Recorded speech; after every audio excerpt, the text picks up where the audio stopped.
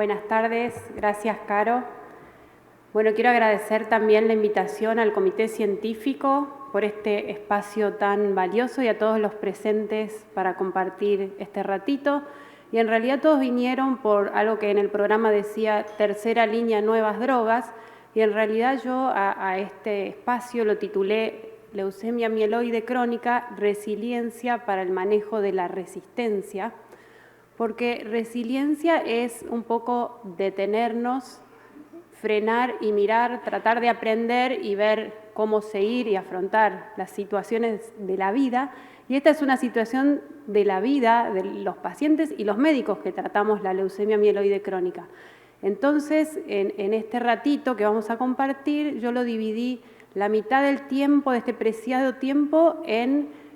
hablar un poco de por qué y cómo es que necesitamos hablar de tercera línea en una enfermedad que podríamos lograr una cura funcional, como recién comentó Caro, y la otra mitad del tiempo para hablar un poco de qué herramientas tenemos para manejar a los pacientes en esta situación. Entonces, bueno, estos son mis conflictos de interés. Entonces, pararnos en la situación de un paciente con leucemia mieloide crónica, como recién comentaba Caro, que nosotros tenemos pautas muy claras de cómo manejarlos con un diagnóstico reciente y podemos elegir imatinib en primera línea o un inhibidor de segunda generación en primera línea, y sabemos que hay un porcentaje de pacientes que va a poder seguir el camino que recién nos explicó tan claramente Carolina y va a poder tener una respuesta profunda y suspender el tratamiento, pero también sabemos que el 70-80% de los pacientes va a tomar el inhibidor de tirosina quinasa por mucho tiempo y no lo va a poder suspender, e incluso algunos de estos van a tener que ir pasando por diferentes líneas, y entonces cuando un paciente que recibe una primera línea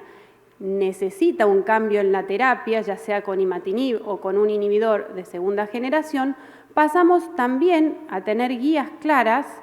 en cuanto a cómo manejarnos en una segunda línea. Y en realidad nosotros, como hematólogos, podemos estar mucho más fácilmente pensar que entendemos lo que está pasando en realidad y decir, bueno, la verdad, rápidamente le indicamos un inhibidor de segunda generación, y en este caso hay un porcentaje que lo va a recibir por intolerancia y otro porcentaje por falla, pero el tema también nos plantea mucho más interrogantes cuando pudimos darle a un paciente un tratamiento más potente en primera línea y resulta que el paciente estamos parados en una situación de que necesita una segunda línea de tratamiento, que en ese caso vamos a poder elegir o otro inhibidor de segunda generación o también hoy en día ponatinib en nuestro país. Lo que está clarísimo es que para la primera línea y para la segunda línea tenemos claras guías de manejo que detallan los criterios de respuesta y sobre todo quiero recalcar que detallan claramente los criterios de falla. Entonces nosotros podemos saber que un paciente tiene falla a la primera línea con estos criterios, pero además darnos cuenta que las últimas recomendaciones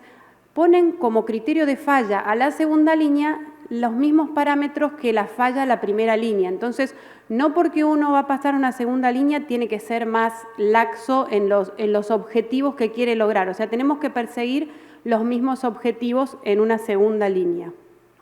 Y entonces, para hacer esto un poco más entretenido, comparto este caso de una paciente del Hospital Ramos Mejía que se diagnosticó de leucemia mieloide crónica a los 27 años, y en ese momento teníamos un estudio de investigación donde le podíamos ofrecer a los pacientes diferentes opciones terapéuticas, y fue incluida en un estudio donde le tocó la rama de imatinib 800 miligramos, porque en ese momento el interrogante era si hacer un tratamiento más intensivo al inicio nos permitía lograr mejores resultados, cosas que después fuimos aprendiendo con el tiempo, ¿no? Pero fíjense cómo esta paciente inicia un tratamiento que en el momento era como, bueno, por ahí es mejor que imatinib 400, recibir imatinib 400 cada 12, y la paciente logra su respuesta hematológica completa a los 3 meses, a los 12 meses está en respuesta citogenética completa,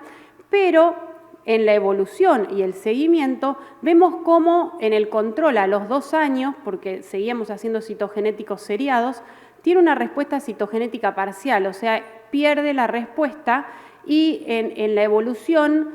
empieza a aparecer otra vez el clon leucémico. Entonces, en ese momento es cuando se tiene una segunda opción, como decíamos recién, de una segunda línea, y en este caso la paciente recibe como segunda línea nilotinib 400 miligramos cada 12 horas. Entonces, ¿qué podemos esperar de un paciente que pasa a una segunda línea de tratamiento en esta situación clínica? Todos los trabajos que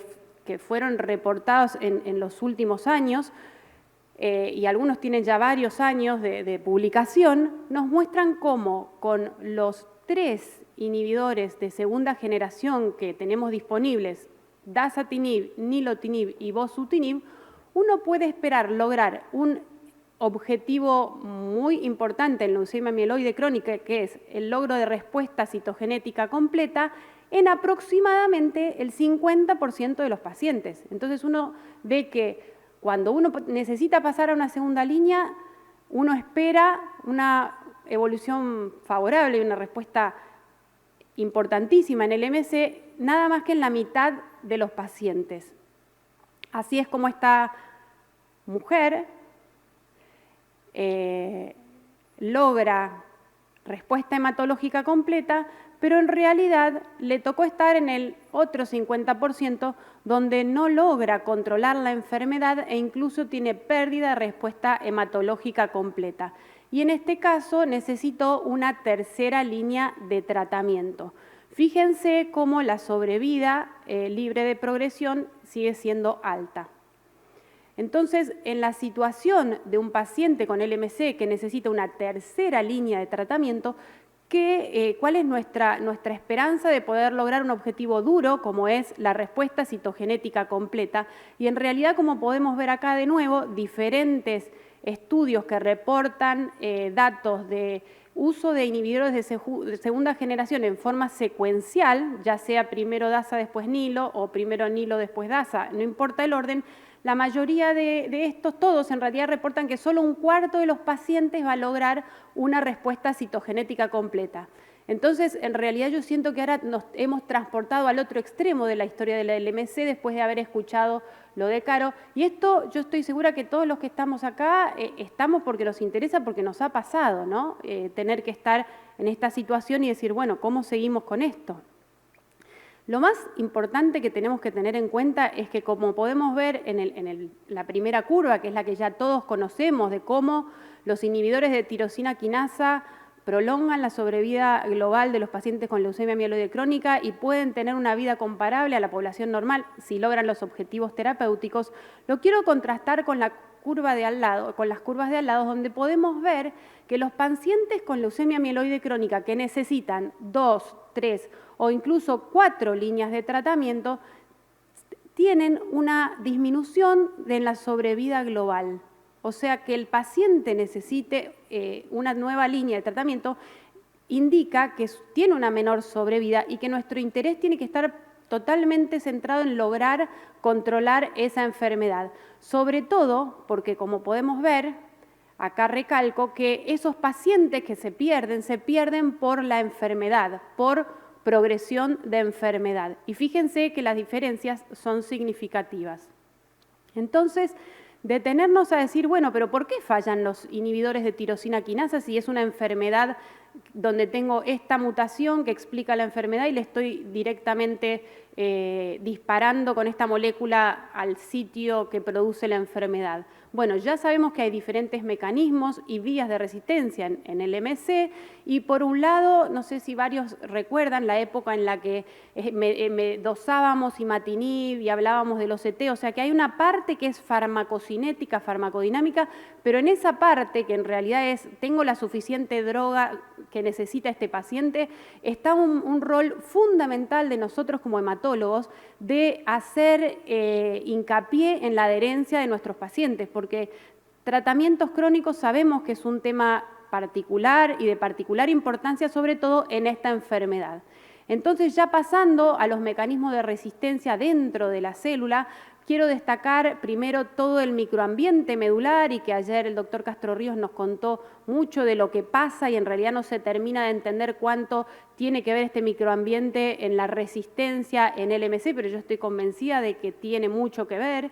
Tenemos los mecanismos que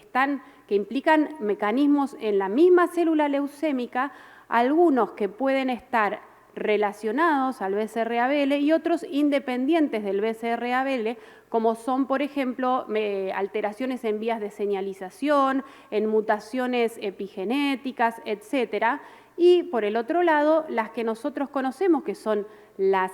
mecanismos de resistencia relacionados al BCR-ABL, que pueden ser por amplificación, duplicación, o los que nosotros conocemos y podemos decir, bueno, ahora sí entendemos lo que le está pasando al paciente, que son el hallazgo de mutaciones del dominio quinasa. Ahora, otra cosa que quiero destacar para ir cerrando un poco esta primera parte es cómo definimos falla y qué tenemos que hacer al respecto. Y es muy importante tener esto claro y muchas veces es para destacar que no debemos olvidar la letra chica, porque ya sabemos que si el paciente no logra respuesta hematológica completa a los 3 meses o no mueve nada, ninguna disminución del porcentaje de cromosoma Filadelfia, vamos a estar en una falla temprana, pero también tenemos que ir siguiendo al paciente y sobre todo destacar que los controles deben ser reglados 3, 6, 12 meses hasta que el paciente logra la respuesta citogenética completa y si no la logra a los 12 meses vamos a tener un paciente en falla. Ahora, muchos de estos pacientes van a tener resistencia secundaria y entonces los tenemos que seguir y vamos a definir falla con los criterios del tema de la pérdida de la respuesta molecular mayor, que nosotros sabemos que la respuesta molecular mayor correlaciona no solo con sobrevida global, sino también con sobrevida libre de progresión. Entonces, la letra chica es que si un paciente pierde la respuesta molecular mayor, en realidad debemos demostrarlo por lo menos en 2 estudios consecutivos, incluyendo uno que tenga un nivel de transcripto mayor o igual al 1%. ¿Y por qué esta letra chica, que en realidad para mí debería estar en las guías más grandes? Es porque esto puede fluctuar y en realidad una falla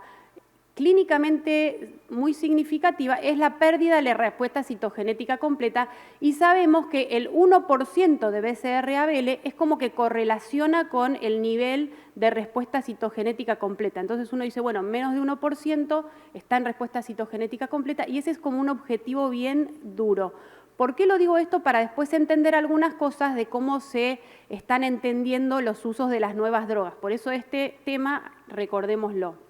Entonces, respuesta molecular mayor, mayor sobrevida libre de progresión, respuesta citogenética completa, mayor sobrevida, independientemente de si el paciente tiene o no la respuesta molecular mayor. Entonces, ese paciente que pierde la respuesta molecular mayor, pero no pasa del 1%,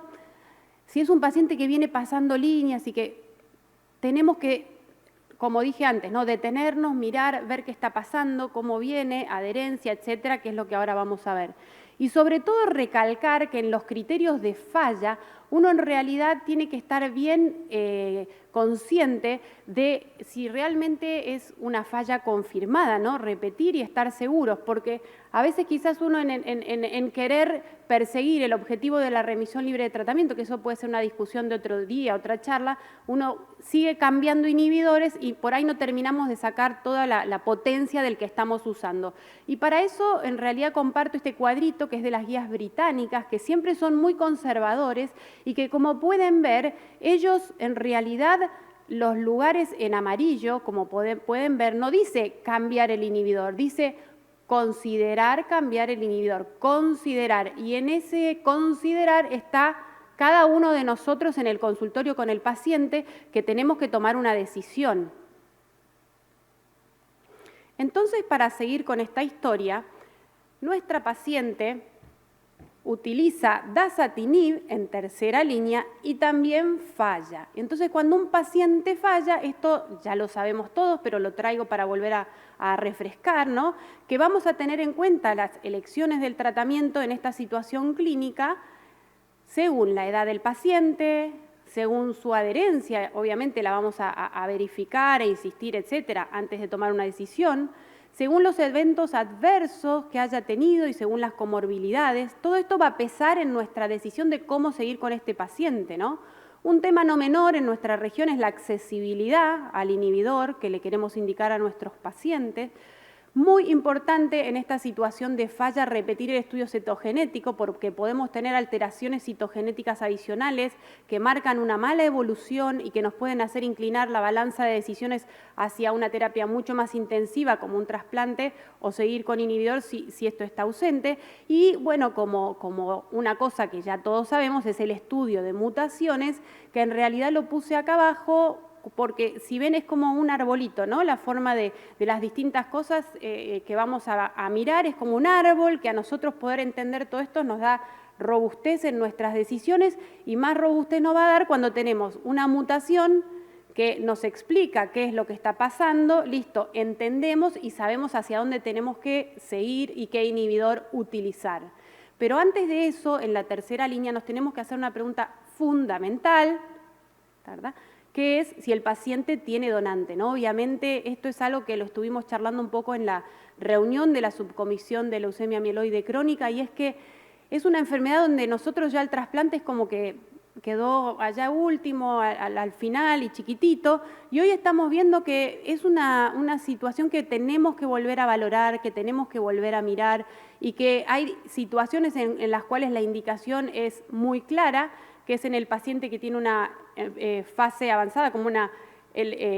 fase acelerada, que no responde a un inhibidor de tirosina quinasa. En una crisis blástica, indudable, obviamente cuando el paciente ha logrado una segunda fase crónica es la mejor situación y donde vamos a tener los mejores resultados. Y por otro lado, los pacientes en fase crónica que nos cuesta a nosotros como hematólogos clínicos decir, bueno, lo mando a trasplante, ¿no? La indicación es si el paciente falla a más de 2 inhibidores de tirosina quinasa. Y también lo vamos a tener más presente cuando usamos uno de segunda generación y ya estamos pasando al segundo, que va a ser uno de tercera generación. En ese paciente claramente tenemos que valorar la situación de si vamos a ofrecerle un trasplante o no al paciente. Y para eso tenemos que tener también la opinión y la cercanía del equipo de trasplante. Ahora bien, la situación hay que individualizarla porque todos también sabemos que es muy difícil a veces no solo indicar un tratamiento tan agresivo y que sabemos que tiene una alta morbimortalidad, sino que también hay factores como el tiempo, ¿no? Si tengo un paciente joven, lo indico ahora o en realidad mejor más adelante, pruebo con otro inhibidor. Y otro tema es el costo, ¿no? Entonces yo digo, para un paciente joven que falló a 2 inhibidores y que en realidad tiene un hermano histoidéntico y no tiene comorbilidades, creo que va a ser una decisión acertada. Y por otro lado, también hay algunos que apoyan esta decisión en las situaciones de ir progresando líneas y que es un único tratamiento que tiene un costo, no lo niego, pero que en realidad sería el costo único del trasplante y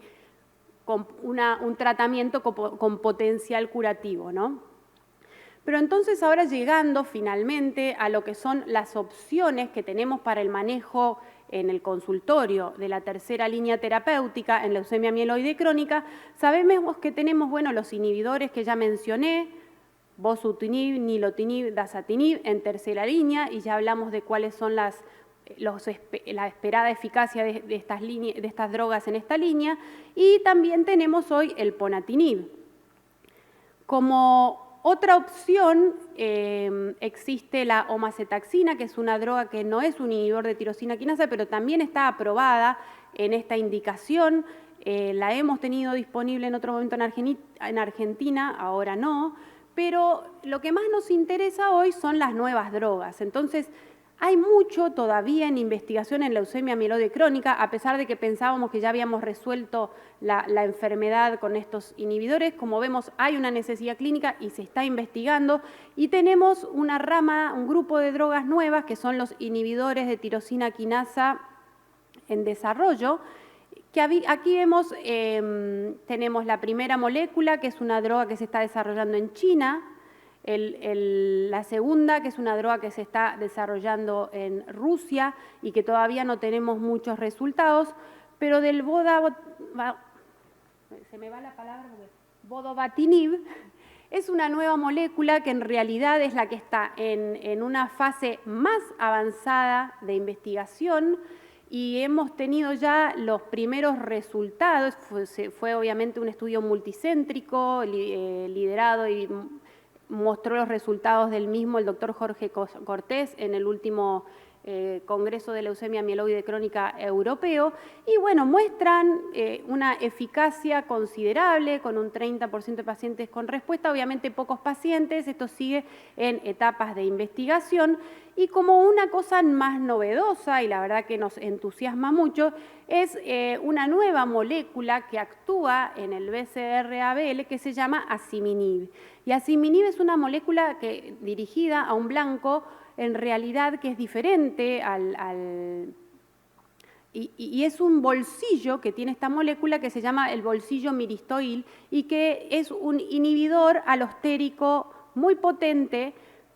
es específico y que en realidad también tiene el potencial de, como actúa en otro sitio de la molécula, poder ser combinado también con los inhibidores de tirosina quinasa. Entonces, en realidad yo ahora me voy a dedicar un poquitito más a los que tenemos más cerca nuestro, que son, por un lado, el ponatinib, que es importante hablar del manejo de ponatinib en tercera línea, y por otro lado, un poco del asciminib, que es una molécula que ya tenemos resultados de los estudios fase 3. Entonces, hablando de ponatinib, conocemos que el estudio PASE incluyó pacientes con leucemia mieloide crónica, tanto en fase crónica como en fases avanzadas y también con LLA-FI positiva, pero lo que yo traigo acá para mostrar es la eficacia que tiene esta molécula en pacientes que han sido resistentes a otras líneas terapéuticas. Y en realidad, los gráficos que estamos viendo acá son todos de pacientes con LMC en fase crónica, no están incluidos los de fases avanzadas ni los de LLA. Y como podemos ver, tenemos una tasa de respuesta citogenética completa que es cercana al 50%, que recuerdan que después de la tercera línea lográbamos un 25% de respuesta citogenética completa. Este inhibidor es muy potente y logramos una tasa cercana al 50% y, como podemos ver, mayor aún en pacientes con la mutación T315I, que sabemos que es el único inhibidor eficaz en esta situación. No solo eso, sino que este estudio ya está cerrado y tenemos los datos de seguimiento a 5 años y como pueden ver que las dos curvas que muestro acá, la duración de la respuesta citogenética completa y el de los que logran la respuesta molecular mayor es sostenida, ¿sí? Entonces, ponatinib es una muy buena droga para esta situación clínica. Ahora, todos sabemos que en el desarrollo de este estudio hubo un momento en el que se tuvo que detener porque se estaba viendo que había mucha toxicidad, sobre todo cardiovascular, con situaciones clínicas graves, eventos adversos serios, y se detuvo la investigación y se hizo una enmienda y se hizo como una indicación de reducción de dosis para pacientes que tenían ciertos criterios que estaban en respuesta para poder disminuir esta toxicidad de una droga tan eficaz. No siempre queremos eficacia, pero también queremos seguridad. Y muchos pacientes continuaron el tratamiento con dosis disminuidas una vez que lograban la respuesta. Hubo mucho movimiento con esto de la seguridad del ponatinib, se volvió a abrir el estudio, volvieron a autorizar el uso de ponatinib. Y en realidad comenzó todo este interés en entender qué pasaba y por qué estos pacientes tienen tanto efecto adverso cardiovascular y sobre todo el desarrollo de la cardio-oncología, etcétera, que ya estuvimos hablando en la otra reunión, y sobre todo se intentó ver si estos eventos estaban relacionados o no a la dosis de ponatinib y cómo se podía continuar un mejor manejo de estos pacientes. Tanto estudio hubo que esta curva que les muestro acá, a ver si puedo mostrar, ahí no se ve, ¿no? Esta curva que les muestro acá evidencia que con esta preocupación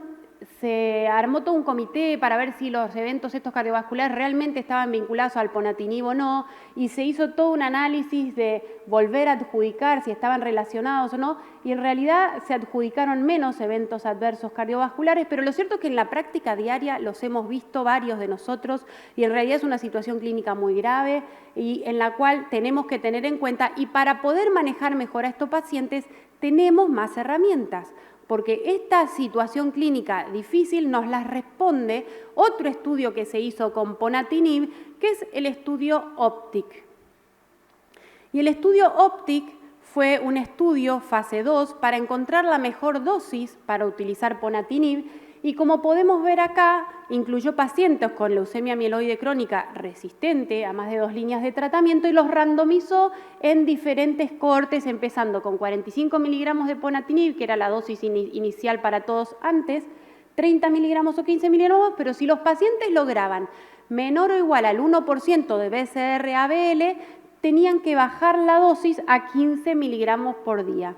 Entonces, ¿por qué menos de 1? ¿Se acuerdan lo que explicamos? Que 1% es un objetivo muy bueno en leucemia mieloide crónica, y de esta manera podemos reducir el objetivo era ver si esto era mantenían la eficacia en la respuesta sin disminuyendo la toxicidad. Y en realidad esto sí fue así, y sí podemos ver cómo los pacientes que reciben ponatinib logran respuestas en las distintas cohortes, ¿sí?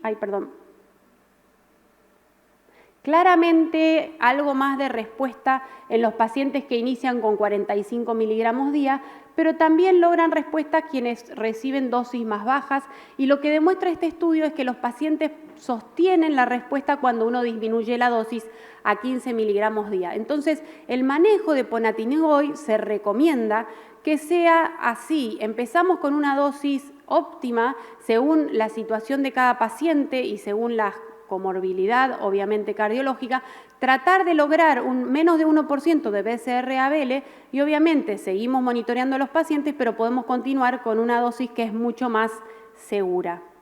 La siguiente diapositiva muestra los resultados que obtuvimos con asciminib. El estudio ASSEMBLE comparó asciminib con bosutinib, dado que es una molécula que era la cual la mayoría de los pacientes no habían utilizado. Y fíjense, un estudio de vuelta multicéntrico con todos estos países participando, participamos centros de Argentina, y aquí podemos ver cómo el objetivo primario era la respuesta molecular mayor a los 6 meses. Los pacientes con mutación T315I y la B399L estaban excluidos porque asciminib no es eficiente en estos pacientes. Y como podemos ver aquí, se logra una respuesta molecular mayor a la semana 24, que es significativamente mejor en los pacientes que reciben asciminib, y por este motivo es que hoy asciminib está en evaluación para ver si se aprueba como una nueva molécula, una nueva opción terapéutica para tratar a los pacientes con leucemia mieloide crónica resistente o intolerante a más de 2 inhibidores. La eficacia de asciminib, fíjense en este análisis multivariado, es para todos los grupos de pacientes, según cómo los analicemos. Y ya hay también reportes del uso de asciminib en la vida diaria, que este estudio se hizo en España, tuvieron la suerte de poder ofrecer esta droga a pacientes en la práctica diaria. Y fíjense cómo tenemos pacientes que eran resistentes o intolerantes y por ese motivo estaban necesitando nuevas líneas, y como siempre claramente es más alta la tasa de respuesta en los pacientes intolerantes, pero volvemos a recordar las cifras a las que hablamos en tercera línea con ponatinib y rondan en el 50% en los estudios y en la vida real, ¿sí? Ahora, asciminib, nos podríamos estar preguntando por qué se excluyeron, por qué no incluimos pacientes con T315I si en realidad la mutación no está actuando en el lugar donde está la mutación en la molécula, ¿no? Y sí, en fase crónica, asciminib se utiliza a una dosis de 40 miligramos cada 12 horas y también tenemos datos muy tempranos todavía de pacientes que reciben asciminib con presencia de la mutación T315I. O sea, es lógico lo que estamos pensando, ¿no? Es eficaz en pacientes con T315I, pero la dosis es mucho mayor, fíjense, 200 miligramos cada 12 horas. Estos resultados fueron reportados en el ASH del 2020 y se incluyeron pacientes que habían sido tratados con ponatinib previamente como pacientes que todavía no habían recibido ponatinib por diferentes situaciones clínicas y en realidad acá podemos preguntarnos, bueno, ¿en qué lugar vamos a poner a esta nueva molécula, ¿no? Antes del ponatinib o habrá un estudio, si no, también comparándolo cabeza a cabeza con ponatinib. Eso lo vamos a ir viendo en los próximos años de la historia de la leucemia mieloide crónica. Pero entonces estas herramientas son nuevas herramientas que tenemos que van a llegar muy pronto. Ponatinib ya lo tenemos y asciminib va a llegar en los próximos meses probablemente. Y entonces quiero volver a nuestra realidad de la paciente que les comenté antes. Fíjense la historia de esta paciente, ¿no? Esta paciente falló a dasatinib, como cuarta línea recibió omacetaxina, luego recibió ponatinib y fue resistente también, tuvo una primera respuesta hematológica, pero lo cierto es que tuvo algunos problemas con la accesibilidad, pero falló también a ponatinib. Luego fue incluida en el estudio ASSEMBLE, que se desarrolló en el hospital, y le tocó la rama bosutinib, o sea que fíjense cómo tuvo tantas líneas de tratamiento. Este estudio permitía, si había fallo de respuesta, cruzar a la otra rama y luego recibió asciminib. El tema es que si uno ve todas las líneas que recibió esta paciente, y es una chica que hoy tiene 42 años,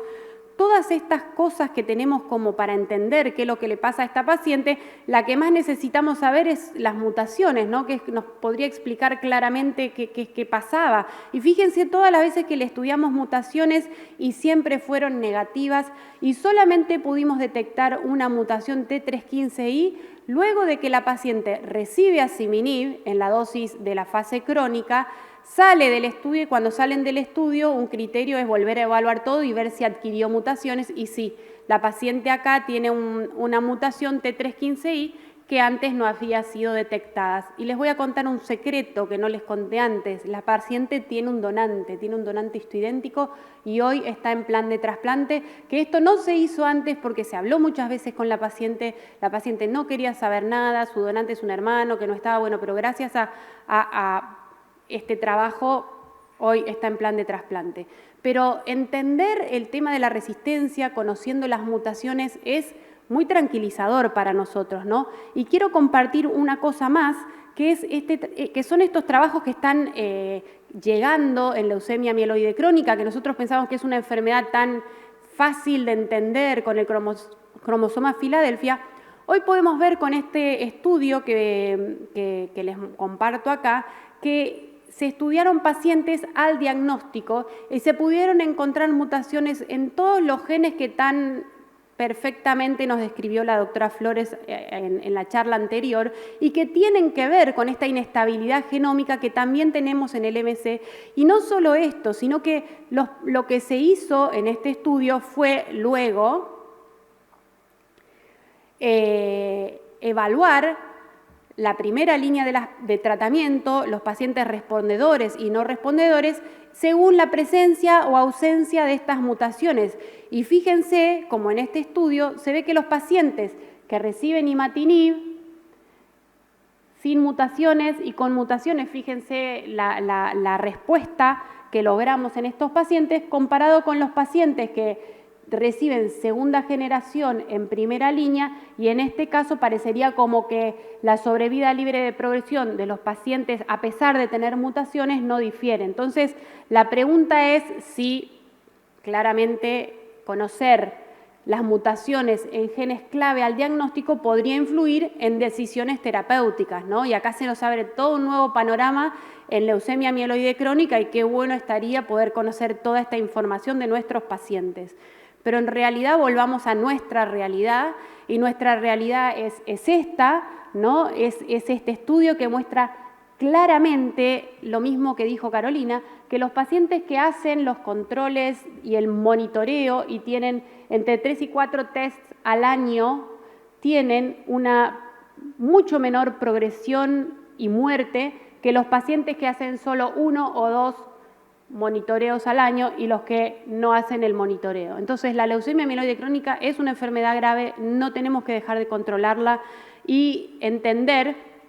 que si nosotros, como hematólogos tratantes, conocemos cómo está yendo nuestro paciente, vamos a poder tener menos riesgo de progresión y mayor sobrevida de estos pacientes, sobre todo porque vamos a poder tomar conductas a tiempo, que es la herramienta fundamental que tenemos. Quiero compartir en realidad este trabajo que, como fue a póster, creo que no muchos van a tener el placer de verlo. Lo hicimos en la subcomisión de leucemia mieloide crónica, pidiendo que datos de los pacientes que habían recibido